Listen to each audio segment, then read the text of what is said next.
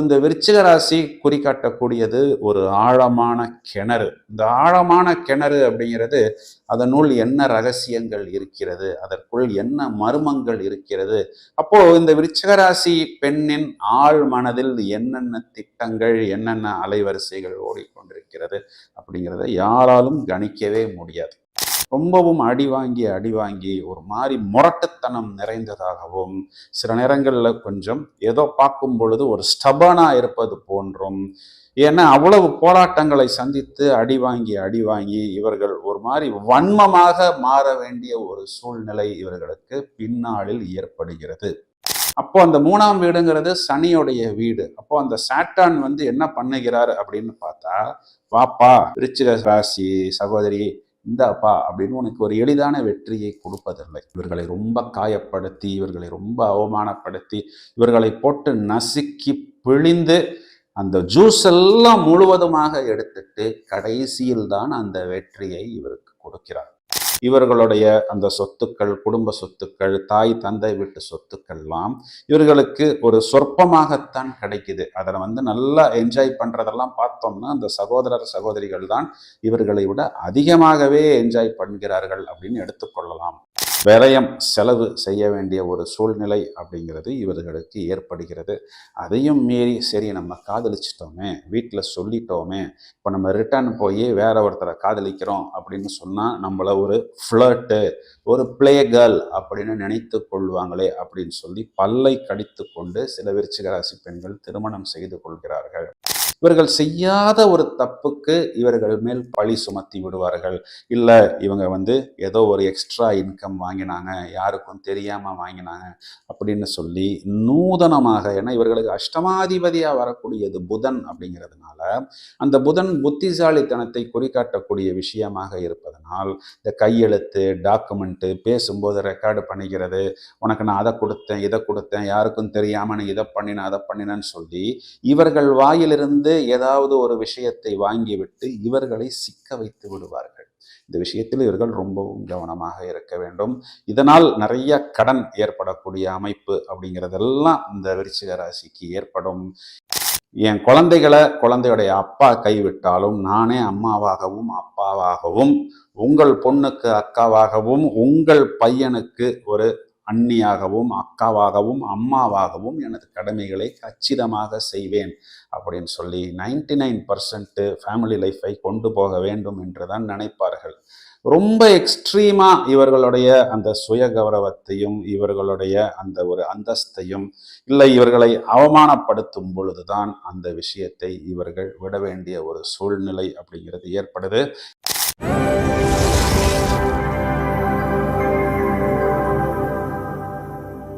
Hi friends, இந்த பதிவில் நாம் விருச்சிக ராசியை எடுத்துக்கொள்வோம். இந்த விருச்சிக ராசி என்பது காலபுருஷனுக்கு 8வது ராசியாக வருகிறது. இந்த ராசியில் சந்திரன் என்பவர் நீசம். ராசியாதிபதி ராசிக்கு 9ஆம் இடம் சொல்லக்கூடிய பாக்யஸ்தானத்தில் நீசம். இந்த ராசியின் சின்னம் ஒரு தேள். தர்மம், கர்மம், காமம், மோக்ஷம், இதில் மோக்ஷ ராசியாக வரக்கூடியது. இது ஒரு நீர் ராசி. இந்த விருச்சிக ராசி குறிக்காட்டக்கூடியது ஒரு ஆழமான கிணறு. இந்த ஆழமான கிணறு அப்படிங்கிறது அதனுள் என்ன ரகசியங்கள் இருக்கிறது, அதற்குள் என்ன மர்மங்கள் இருக்கிறது. அப்போ இந்த விருச்சிக ராசி பெண்ணின் ஆழ் மனதில் என்னென்ன திட்டங்கள், என்னென்ன அலைவரிசைகள் ஓடிக்கொண்டிருக்கிறது அப்படிங்கிறத யாராலும் கணிக்கவே முடியாது. இப்போ இந்த ராசியாதிபதி செவ்வாய் அப்படிங்கிறவர் பொதுவாகவே ஒரு வீரத்தையும், ஒரு கம்பீரத்தையும், ஒரு போராட்டத்தையும், ஒரு வேகத்தையும், ஒரு துடுக்குத்தனத்தையும் கொடுக்கக்கூடியது. ஆனால் ராசியில் சந்திரன் நீசம் அப்படிங்கும்போது பொதுவாகவே என்ன சொல்லுவாங்க அப்படின்னா, அவங்க ரொம்பவும் புலம்பிக் கொண்டே இருக்கிறார்கள், அவர்கள் ரொம்பவும் புலம்பிக் கொண்டே இருக்கிறார்கள், அவர்கள் ஏதோ தங்களை ஓவராக காம்ப்ளிகேட் செய்து கொண்டிருக்கிறார்கள்னு எல்லாருமே சொல்லுவாங்க. ஆனால் அது தவறு. என்னுடைய அனுபவத்தில் விருச்சிக ராசிக்காரர்கள், குறிப்பாக பெண்கள், ரொம்பவும் தெளிவானவர்கள். இவர்களுக்கு பாதகாதிபதி தான் ராசியில் நீசம். அப்போ கெட்டவன் அங்கு கெடுகிறான். இப்போ இந்த ராசியாதிபதியே ராசிக்கு 6ஆம் அதிபதியாகவும் வருவதனால் எதிரிகளை ஜெயிக்கக்கூடிய அந்த சத்ரு ஜெயம் அப்படிங்கிறது இவர்களிடம் உண்டு. இப்போ எதிரி எப்படி யோசிப்பான், ஒரு விஷயத்தில் ஆப்போசிட்டாக வரக்கூடிய நபர் எவ்வாறு யோசிக்கிறார் அப்படிங்கிற அளவுக்கு இவர்களே யோசித்து யோசித்து அந்த எதிரியின் திட்டத்தை இவர்கள் முறியடித்து விடுவார்கள். அந்த நேரத்துல பார்த்தா இவர்கள் ஏதோ கொஞ்சம் புலம்பிக் கொண்டிருப்பது போல் தோன்றும். ஆனால் நடைமுறையில் இவர்கள் பின்னாளில் ஜெயிப்பார்கள். ஆனா அந்த பின்னாளில் இவர்கள் ஜெயிப்பதற்குள் இவர்கள் படாத பாடுபடுகிறார்கள்.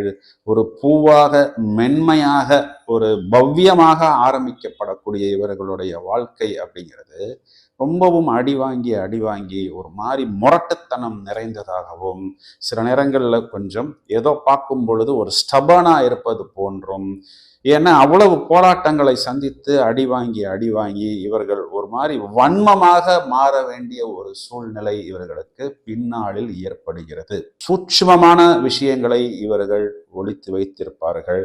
ஆனால் தங்களது வாழ்நாளில் இவர்கள் பலவிதமான சூழ்ச்சிகளையும் சிக்கல்களையும் தொழில் ரீதியாகவும் சரி, குடும்ப ரீதியாகவும் சரி இவர்கள் சந்திக்க வேண்டிய ஒரு சூழ்நிலை அப்படிங்கிறது ஏற்படுகிறது.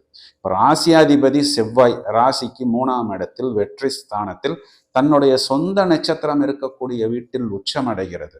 அப்போ அந்த 3ஆம் வீடுங்கிறது சனியோடைய வீடு. அப்போ அந்த சாட்டான் என்ன பண்ணுகிறார் அப்படின்னு பார்த்தா, வாப்பா விருச்சிக ராசி சகோதரி, இந்தாப்பா அப்படின்னு உனக்கு ஒரு எளிதான வெற்றியை கொடுப்பதில்லை. இவர்களை ரொம்ப காயப்படுத்தி, இவர்களை ரொம்ப அவமானப்படுத்தி, இவர்களை போட்டு நசுக்கி பிழிந்து அந்த ஜூஸ் எல்லாம் முழுவதுமாக எடுத்துட்டு கடைசியில் தான் அந்த வெற்றியை இவருக்கு கொடுக்கிறார். இவருடைய தனஸ்தானாதிபதி, குடும்பஸ்தானாதிபதி குரு இவர்களுடைய வெற்றி ஸ்தானத்தில் நீசம், இவர்களுடைய பாதகஸ்தானத்துல போய் உச்சம். அப்போ குடும்பம் அப்படிங்கிறது நம்ம எடுத்துக்கிட்டோம்னாலும், தனம் அப்படிங்கிறது எடுத்துக்கிட்டாலும் பாதகத்துல தான் உச்சம் அடையுது. அப்போ அதற்காக நிறைய பாதகங்களை இவர்கள் சந்திக்க வேண்டிய ஒரு சூழ்நிலை அப்படிங்கிறது இவர்களுக்கு ஏற்படுது. சகோதரஸ்தானாதிபதி சனி என்ன ஆகுதுன்னு பார்த்தீங்கன்னா, 6ஆம் இடத்தில் உச்சம், 12ஆம் இடத்துல நீசம். அப்போ சகோதரர்களால ஒரு பெரிய ஒரு பிளஸ் இல்லை, ஒரு மைனஸ் இல்லாம இருந்தா அதையே பிளஸ்ன்னு எடுத்துக்கலாம். நடைமுறை வாழ்க்கையில என்ன ஆகுது அப்படின்னா, சகோதரர்களாலையும் இவர்களுடைய அந்த சொத்துக்கள், குடும்ப சொத்துக்கள், தாய் தந்தை வீட்டு சொத்துக்கள்லாம் இவர்களுக்கு ஒரு சொற்பமாகத்தான் கிடைக்குது. அதை நல்லா என்ஜாய் பண்றதெல்லாம் பார்த்தோம்னா அந்த சகோதரிகள் தான் இவர்களை விட அதிகமாகவே என்ஜாய் பண்ணுகிறார்கள் அப்படின்னு எடுத்துக்கொள்ளலாம். இவர்களுடைய 5ஆம் வீட்டில் சுக்கிரன் அப்படிங்கிறவர் உச்சமடைகிறார். 5ஆம் வீடு காதலை குறிகாட்டக்கூடியது. காதல் சம்பந்தப்பட்ட விஷயங்கள்ல ரொம்பவும் எதிர்பார்ப்பா, மென்மையா அனுபவித்து வாழ வேண்டும் அப்படின்னு இவர்கள் நினைப்பார்கள். ஆனால் இவர்களுடைய 5ஆம் வீடு காலபுருஷனுக்கு 12ஆம் வீடாக வருகிறது. அந்த 12ஆம் வீடுங்கிறது விரயத்தை குறிகாட்டுது. இல்லைன்னா இவர்களுக்கு லாபஸ்தானத்தில் சுக்கிரன் நீசம். அப்போ இவர்கள் தான் அங்கு நிறைய நேரத்தையும் சரி, பணத்தையும் சரி விரயம் செலவு செய்ய வேண்டிய ஒரு சூழ்நிலை அப்படிங்கிறது இவர்களுக்கு ஏற்படுகிறது. அதையும் மீறி சரி நம்ம காதலிச்சிட்டோமே, வீட்டில் சொல்லிட்டோமே, இப்போ நம்ம ரிட்டர்ன் போய் வேற ஒருத்தரை காதலிக்கிறோம் அப்படின்னு சொன்னால் நம்மளை ஒரு ஃப்ளர்ட்டு, ஒரு பிளே கேர்ள் அப்படின்னு நினைத்து கொள்வாங்களே அப்படின்னு சொல்லி பல்லை கடித்து கொண்டு சில விருச்சிக ராசி பெண்கள் திருமணம் செய்து கொள்கிறார்கள். சில பேர் நீ எனக்கு என்ன பட்டம் கொடுத்தாலும் பரவாயில்ல, போனது போச்சு, நீ சொல்ற இடத்துல நான் கழுத்தை நீட்டுறேன் அப்படின்னு கழுத்தை நீட்டி திருமணத்தை இவர்கள் வாழ்கிறார்கள். இவர்களுடைய 6ஆம் வீட்டுக்கு அதிபதி செவ்வாய் இவர்களுக்கு பாக்யஸ்தானத்தில் நீசம் அடைகிறது.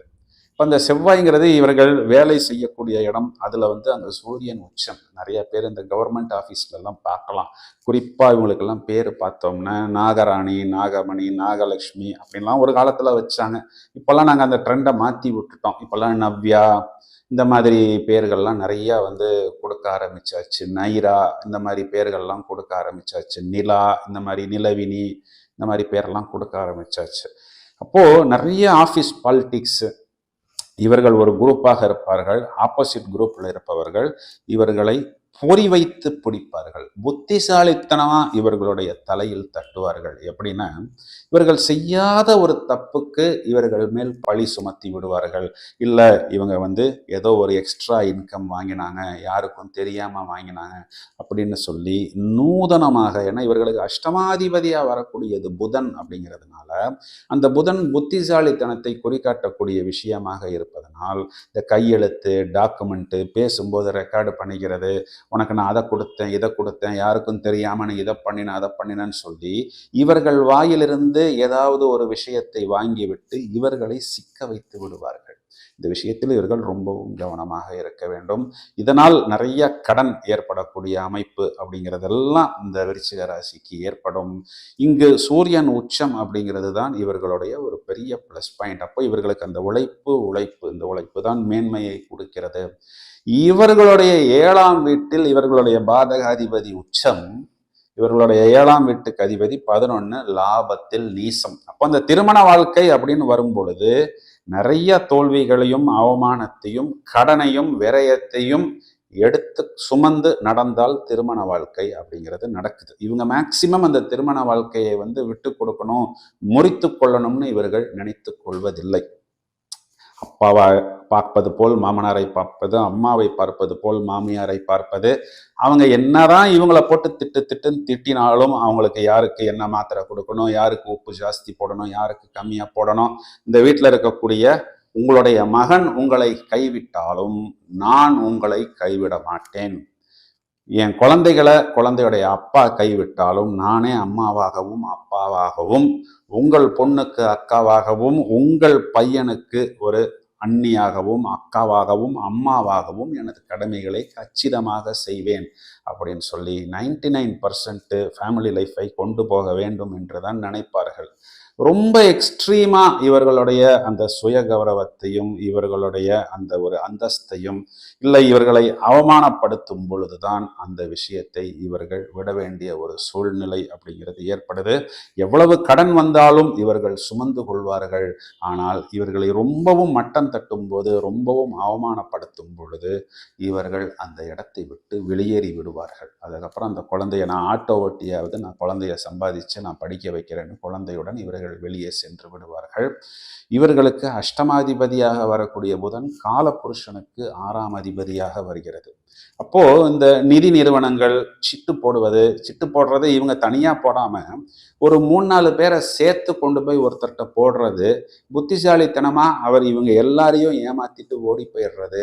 அப்போ அந்த எல்லாருக்கும் சேர்த்து இவங்க கடன் வாங்கி எல்லாரையும் பைசல் பண்ணி அந்த இஎம்ஐயை கட்டுறது, இது வீட்டில் தெரியும் பொழுது கணவன் மனைவிக்குள் பிரச்சனை என்பது ஏற்படுவது. இதெல்லாம் இந்த விருச்சிக ராசி சகோதரிகள் அதிகம் சந்திக்கிறார்கள். யாராவது ஒருத்தங்க கிரெடிட் கார்டு வாங்கும்போது கேரண்டரா சைன் போடுவது, யாராவது ஒருத்தங்க ஹோம் லோன் வாங்கும்போது கேரண்டரா சைன் போடுவது, சைன் போட்டு விட்டு பிறகு அந்த கடனை இவர்களே அடைப்பது. இது கணவனுக்கு குறிப்பா மாமியாருக்கு மாமனாருக்கு தெரிய வருவது. அப்போ என்ன ஆகும் அப்படின்னா அந்த இடத்தில் பத்தி கொண்டு எரியும். இது ஒரு நீர் ராசி. இப்போ விருச்சிக ராசி ராசியாதிபதி செவ்வாயா இருந்தாலும் இவர்கள் கண்ணீர் சிந்த வேண்டிய சூழ்நிலை, அதுவும் தனிமையில் கண்ணீர் சிந்த வேண்டிய ஒரு சூழ்நிலைங்கிறது அதிகம். அதுவும் குறிப்பாக படுத்து தூங்கும்போது பெட்டில் யாரும் இல்லாத போது அழுக வேண்டிய ஒரு சூழ்நிலை ஏற்படுகிறது. இவங்க யார் இவங்களை இவ்வாறு அழுக வைக்கிறார்களோ அவர்களிடமே திரும்ப போய் நின்று அவங்களுக்கு திரும்பவும் உதவி செய்வார்கள். ஏன்னா இது ஒரு மோட்ச ராசி. அப்போ தன்னை கர்மாவை தீர்த்து கொள்ள வேண்டும். நம்ம யாராவது கழுவி ஊத்தினாலும் திரும்பவும் அவர்களிடம் போய் ஒரு உதவி செய்வது, கர்மாவை தீர்த்து கொள்வது. நீ என்னை அடிக்கிறியா அடி, நீ என்னை உதைக்கிறியா உத, நீ என்னை திட்டுறியா திட்டு அப்படின்னு சொல்லி திரும்ப திரும்ப திட்டு வாங்க வேண்டிய ஒரு சூழ்நிலை என்பது இவர்களுக்கு அதிகம் ஏற்படுகிறது. எதையோ ஒரு விஷயத்தை பண்ணி எப்படியாவது குழந்தைகளை இவர்கள் கரையேற்றி விடுகிறார்கள். 9ஆம் இடத்தை வைத்து பார்க்கும் பொழுது 9ஆம் அதிபதி ராசியில் நீசம் அப்படிங்கிறதுனால பின்னாளில் இவர்கள் ஜெயிக்கிறார்கள். 10ஆம் வீட்டுக்கு அதிபதி சூரியன் இவர்களுக்கு 6ஆம் வீட்டில். அப்போ இவர்களுடைய சம்பாத்தியம் ஒண்ணுதான், தன் காலில் நிற்பது மட்டும்தான் ஒரு லாங் டேர்ம்ல இவர்களுக்கு பெனிஃபிட் கொடுக்கக்கூடிய விஷயமாக இருக்கிறது. லாபஸ்தானத்தில் இவர்களுக்கு கலத்திர ஸ்தானாதிபதி கலத்திரகாரகன் சுக்கிரன் நீசம். இது நான் ஏற்கனவே இதுக்கான விளக்கத்தை சொல்லிட்டேன். குழந்தைகளுக்காக பல்லை கடித்து கொண்டு வாழக்கூடிய நபர்கள் நிறைய விருச்சிக ராசி சகோதரிகள் இருக்கிறார்கள். 12ஆம் வீட்டில் சனி என்பவர் உச்சம். அதான் நான் ஏற்கனவே சொல்லிட்டேன். இவர்களுடைய சகோதரர்கள் சகோதரிகள் அம்மா இவர்களுடைய குடும்ப சொத்து கலத்திரம் இந்த மாதிரியான விஷயங்கள் நிறைய இவர்களுக்கு கை கொடுப்பதில்லை. காதல், கல்யாணம் ஒரு 75% விருச்சிக ராசி சகோதரிகளுக்கு ஏமாற்றத்தை தான் கொடுக்கிறது. மிச்சம் இருக்கக்கூடிய நபர்கள் கூட இவங்க ஒரு உயர் அந்தஸ்துல இருக்கிறாங்க, ஒரு ஹை போஸ்ட்ல இருக்கிறாங்க, மாசமானா இந்த பொண்ணு 1,00,000 ரூபாய் சம்பாதிக்குதுன்னு சொல்லி இந்த பொண்ணை ஃபேமிலியில அகாமடேட் பண்ணி வைத்துக் கொள்கிறார்கள். இப்போ இதுக்கு என்ன சொல்யூஷன் அப்படின்னு பார்த்தோம் அப்படின்னா, இவர்களுக்கு தனகாரகன், தனஸ்தானாதிபதி குரு தான் இவர்களுக்கு நல்வழிப்படுத்தக்கூடிய கிரகம். இந்த குருவை பலப்படுத்துறதுக்கு ஒரு மஞ்சள் புஷ்பராகம் அணிந்து கொள்வது, தொடர்ச்சியாக முருகன் வழிபாடு செய்வது, குரு வழிபாடு செய்வது, சூரியன் வழிபாடு செய்வது. ஏன்னா இவர்களுக்கு உச்ச சூரியன் 6ஆம் இடத்தில் அமர்வதனால் மேலும் மேலும் அந்த ஒரு உயர் பதவிகளுக்கு போவது, தன் காலில் தானே நிற்பது, இதற்காக சூரிய வழிபாடு, சூரிய நமஸ்காரம் செய்வது, இந்த அனைத்து விஷயங்களுமே இவர்களுக்கு ஒரு உன்னத நிலைமைக்கு எடுத்துக்கொள்ளும். இந்த லோன் வாங்கும் பொழுது, கையெழுத்து போடும்போது, இந்த சிட்டு சம்பந்தப்பட்ட விஷயங்கள்ல யாரையாவது கொண்டு போய் சேர்த்து விடும்போது, கேரண்டாரெல்லாம் போகும்போது கூடுதல் கவனம் எடுத்துக்கொள்ள வேண்டும் அப்படிங்கிறது நிதர்சனமான உண்மை. இவர்களுக்கு 6ஆம் வீட்டில் எதிரிகளை குறிகாட்ட வீட்டில் கேதுங்கிற ஒரு கிரகம் இருக்கு. அந்த கேதுங்கிறது இன்விசிபிள், கண்ணுக்கு தெரியாத ஒரு கிரகம். அப்போ இவர்களுடைய எதிரி கண்ணுக்கு தெரியாத விஷயங்களை, அதாவது இந்த மாந்திரீகம், இந்த மாதிரி தீய சக்திகளை கூட சில நேரங்களில் இவர்கள் மேல் பிரயோகம் படுத்துவார்கள். இதுக்கெல்லாம் என்ன பண்ணலாம் அப்படின்னா, இவர்கள் பௌர்ணமி திதிகளில் பிரத்யங்கரா, வாராகி, இந்த மாதிரி உக்ரமான தெய்வங்களை, தேவதைகளை வழிபாடு செய்வது, சத்ரு சம்ஹார பூஜை தேவைப்பட்டால் செய்து கொள்வது. இப்போ நான் சொன்னதெல்லாம் ரொம்பவும் ரேராகத்தான் வரும். இருந்தாலும் இந்த ராகு கேதுவோடைய பொசிஷன் ஜாதகத்தில் ஒருவேளை அஷ்டமாதிபதி இல்லை சத்ருஸ்தானாதிபதியுடன் சேர்ந்திருக்கும் பொழுது இந்த மாதிரி பரிகாரங்களை நீங்கள் செய்து கொள்வது புத்திசாலித்தனம். விருச்சிக ராசி சகோதரிகளே, இந்த பதிவை உங்களது தோழிகளுக்கும் நண்பர்களுக்கும், அதையும் தவிர உங்களது உறவினர்களுக்கும் ஷேர் செய்யுங்கள். தொடர்ந்து இணைப்பில் இருங்கள். மேலும் பல அரிய தகவல்கள் தயாராகி கொண்டிருக்கிறது. Thank you friends.